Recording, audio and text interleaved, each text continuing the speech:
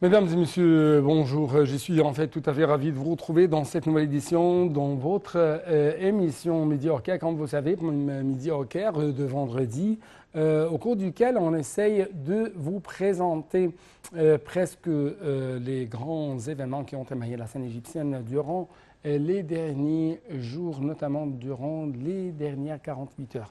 Donc nous allons entrer ensemble, mais justement après cette petite pause.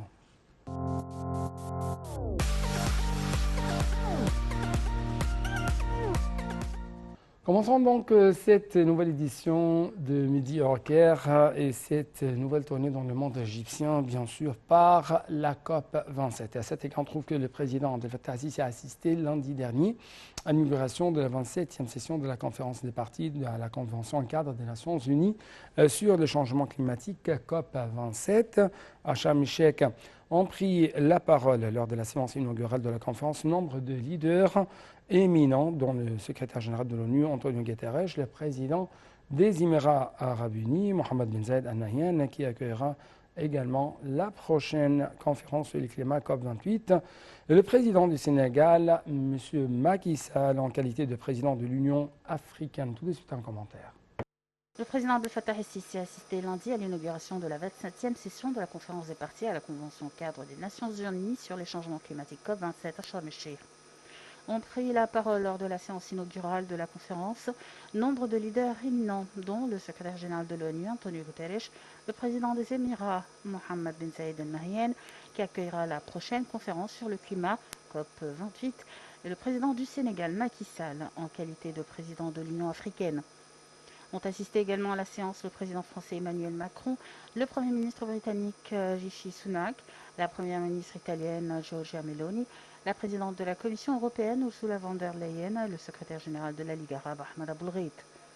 Outre le nombre de dirigeants, de chefs de gouvernement et d'experts internationaux, le président Sisi doit tenir lors de la conférence nombre de rencontres avec des dirigeants des pays participants à cette conférence sur les moyens de renforcer les relations entre l'Égypte et ces pays et des questions d'ordre régional et international, notamment les moyens de lutter contre les changements climatiques et de parvenir à un consensus international pour passer de la parole à l'acte. Un documentaire a été projeté sur les phénomènes climatiques et les catastrophes naturelles qui ont eu un impact majeur sur la Terre et les êtres vivants, accompagné de conséquences successives durant la seule année de 2022. Le documentaire a fait la lumière sur les catastrophes naturelles qui sont survenues, dont les tempêtes, inondations et pluies torrentielles survenues en France, Brésil, Soudan, Bangladesh, Nigeria, Canada, Asie de l'Est, Rwanda et Pakistan, les incendies qui ont ravagé les forêts en Californie, ainsi que sur les incendies en Grèce, Irak, Malaisie, Texas et au Kenya.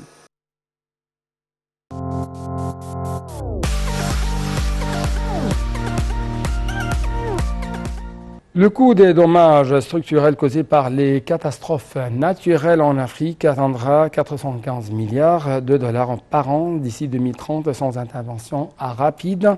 C'est ce qu'a indiqué la ministre de la Planification et du Développement économique de l'Égypte, Mme Hala Saïd. Mme Saïd a d'autre part tenu ses propos lors de son allocution prononcée pendant un dîner organisé en marge de la 27e session de la conférence des parties à la Convention cadre des Nations Unies sur les changements climatiques en 2022, COP27, qui se tient actuellement à Sharm el-Sheikh en Égypte. Les explications tout de suite. Le coût des dommages structurels causés par les catastrophes naturelles en Afrique atteindra 415 milliards de dollars par an d'ici 2030, sans intervention rapide, a indiqué la ministre de la Planification et du Développement économique, Hala Saïd. Madame Saïd a tenu ses propos lors de son allocution prononcée pendant un dîner organisé en marge de la 27e session de la conférence des parties à la Convention cadre des Nations Unies sur les changements climatiques en 2022, COP27, qui se tient actuellement à Sharm el-Sheikh. Aucune action climatique ne sera réalisée sans le financement adéquat nécessaire pour soutenir les efforts d'atténuation et d'adaptation, a-t-elle dit. Elle a mis l'accent sur le programme de réforme structurelle en Égypte qui cible le secteur et le développement du rôle du secteur privé dans l'économie, soulignant que le progrès vers la transformation verte constitue la pierre angulaire de ce programme, alors que nous tenons à orienter les investissements étrangers et nationaux vers des activités et des secteurs verts.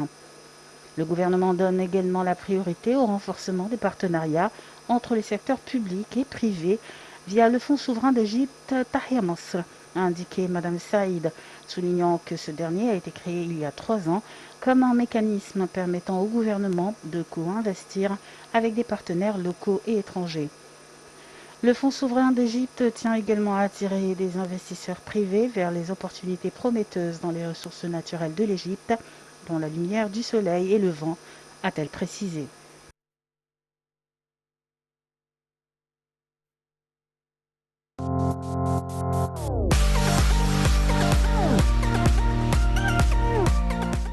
Toujours en marge des activités de la conférence des parties COP27, la Convention cadre des Nations Unies sur le changement climatique à Sharm el-Sheikh, le président Abdel Fattah el-Sisi a reçu son homologue français Emmanuel Macron.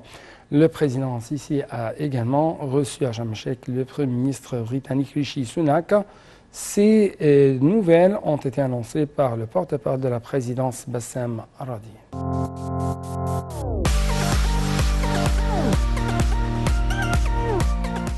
Économiquement parlant, l'Égypte vise à fournir des programmes de transition vers l'économie verte. C'est ce qu'a affirmé le Premier ministre Dr Moustapha Madbouli, qui a souhaité la bienvenue pour tous les participants à la COP27 actuellement tenue en Égypte, avec plus de précision à Sharm el-Sheikh, première cité verte de l'Égypte.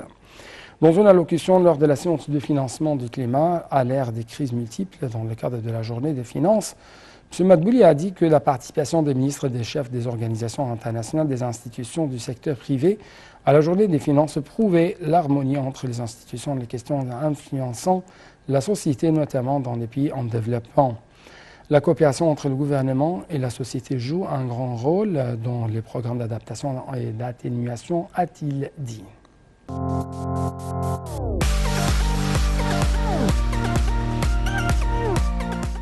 Le Premier ministre égyptien, M. Moustapha Madbouli, a lancé depuis le pavillon égyptien dans la zone bleue le plan d'investissement de la stratégie nationale sur le changement climatique. Le Premier ministre a confirmé l'importance de mobiliser les efforts du secteur privé pour financer les projets verts et l'énergie renouvelable, ajoutant que le gouvernement a avancé de grandes facilités au secteur privé. Il a dit que cette séance tenue dans le cadre de la journée de la finance portait sur la participation du secteur privé aux projets liés à l'action climatique et ce dans le cadre de la mise en œuvre slogan de la COP 27.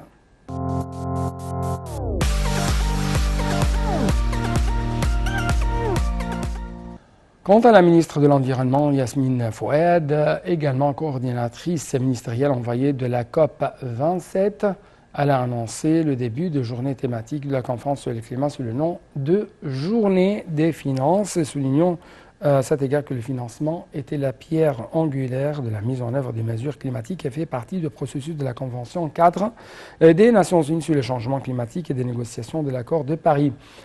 Dans des déclarations faites en marge de la conférence sur le climat, Mme Fouad a indiqué que la question des financements ne se concentre pas sur une seule partie, mais que les participants plutôt traiteront des prêts, des subventions, d'autres mécanismes de financement.